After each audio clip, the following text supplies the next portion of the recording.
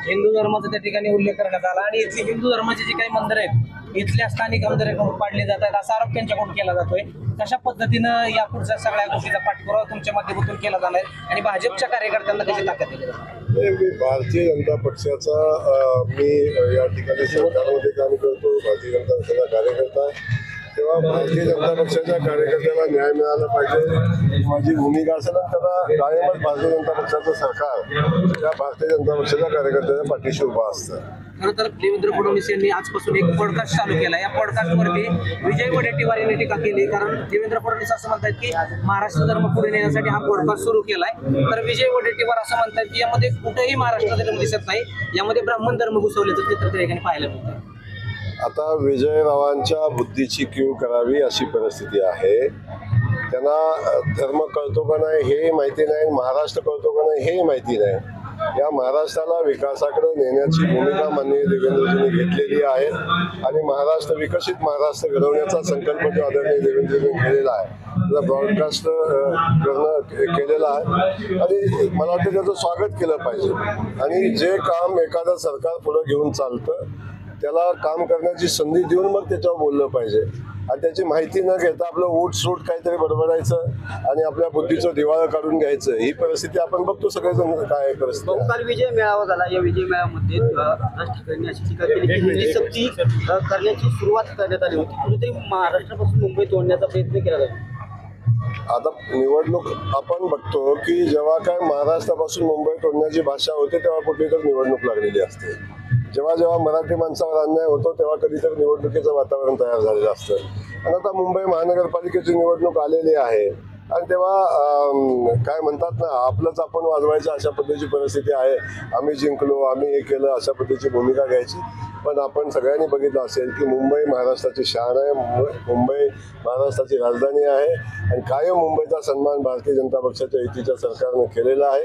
तर निवडणूक आली की तो मुद्दा घ्यायचा, मराठीचा मुद्दा घ्यायचा आणि मराठी लोकांना विस्थापित होत असताना कधी त्यांना मदत करायची ही भूमिका आजपर्यंत आपण बघितली आहे। दालन आम्ही बांधण्याचा प्रयत्न केला, मुख्यमंत्री मी असताना किंवा उपमुख्यमंत्री अजित पवार होते त्यावेळेस रंगभूमी दालन घालण्याचा प्रयत्न केला, परंतु 2 महिन्यापूर्वी विरोधकांनी त्याला आदेशाला 13ची टोपली दाखवली कुठेतरी। मला या विषयासंदर्भात कल्पना नाही। दोन्ही ठाकरे एकत्र आल्यामुळे देवेंद्र फडणवीस असतील किंवा एकनाथ शिंदे हे घाबरलेले आहेत आणि त्यामुळे आता त्यांनी रडण्याचा कार्यक्रम सुरू करावा अशी टीका आता संजय राऊतांनी केली। कुणाबद्दल विचारताय तुम्ही? उद्यापासून बच्चू कडूंची 7/12 कोरा यात्रा सुरू होते। एकेकाळी बच्चू कडू आपले सहकारी होते, आपल्या सोबत सरकारमध्ये होते, मात्र असं असताना त्यांना शेतकऱ्यांसाठी 7/12 कोरा करण्याची यात्रा काढावी लागते। कुठेतरी हे सरकार शेतकऱ्यांसाठी अपयशी ठरत आहे। सरकार येऊन मला वाटतं 4-5वा महिना आहे आणि सरकारच्या कार्याचं मूल्यमापन मला वाटतं एवढ्या लवकर करणं उचित नाही।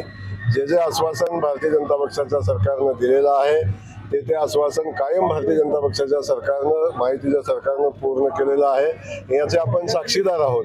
त्यामुळे सरकारला काम करण्याची आश्वासन पूर्ण करण्याची संधी तरी उपलब्ध करून दिली पाहिजे आणि मग आपण एवढं सगळं आहे तर आपला सगळ्यांना आपण बघितलं असेल की एवढी भूमिका मोठी मांडत होते तर मागच्या निवडणुकीत का पराभव झाला याचं आत्मपरीक्षण केलं पाहिजे। आपली भूमिका लोकांना पटलेली नाही, आपण जी भूमिका घेऊन निवडणुकीमध्ये गेलो होतो ती भूमिका लोकांना पटली नाही म्हणून आपल्याला लोकांनी निवडणुकीमध्ये आपला पराभव केलेला आहे आणि ही वस्तुस्थिती स्वीकारली पाहिजे। नवीन आलेल्या सरकारला काही दिवस काम करण्याची संधी निर्माण करून दिली पाहिजे। हे निमित्ताने मी माझ्या सगळ्याच सहकारी बांधवांना सांगेन, बच्चूभाऊ तर आमचे मित्र आहेत, अनेक विषयावर माझी चर्चा होते, पण त्यांना माझं एवढंच सांगणं आहे की थोडंसं सरकारला वेळ दिला पाहिजे।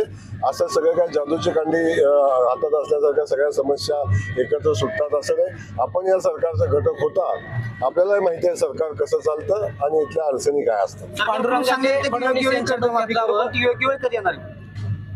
आता योग्य वेळ येणार आहे तर योग्य वेळेची वाट बघितली पाहिजे आणि तो प्रश्न योग्य वेळी विचारला पाहिजे। पांडुरंगानं फडणवीस यांच्या डोक्यात जावं आणि त्यांच्या तोंडून खरं तर कर्जमाफीची जी तारीख आहे ही तारीख जाहीर करावी असं एक साकडं बच्चू कडूंनी पांडुरंगाला घातलं। पांडुरंगानं आपण बघितलं की ज्यावेळी पांडुरंगाच्या सेवेला त्यांना अडचणी निर्माण केल्या होत्या त्याच पांडुरंगानं आशीर्वाद आदरणीय देवेंद्र फडणवीस साहेबांना दिले काल त्यांनी भक्तिभावानं पांडुरंगाची पूजा केलेली आहे आणि पूजा केल्यानंतर त्यांनी भगवंताला साकडं घातलेलं आहे की माझा महाराष्ट्रातला बळीराजा सुखी होऊ दे, शेतकरी सुखी संपन्न होऊ दे, महाराष्ट्रातली जनता सुखी संपन्न होऊ दे. आणि त्याच वेळी त्यांनी सांगितलं की जो विषय शेतकऱ्यांचा आहे त्या प्रत्येक शेतकऱ्यांच्या विषयाला न्याय देण्याची भूमिका हे सरकार करेल. मग त्यात कर्जमाफी सगळे विषय असतील. दोन ठाकरे बंधू एकत्र येणाऱ्या राजकारणात कसं बदल? आता ते मला कसं माहिती असतं.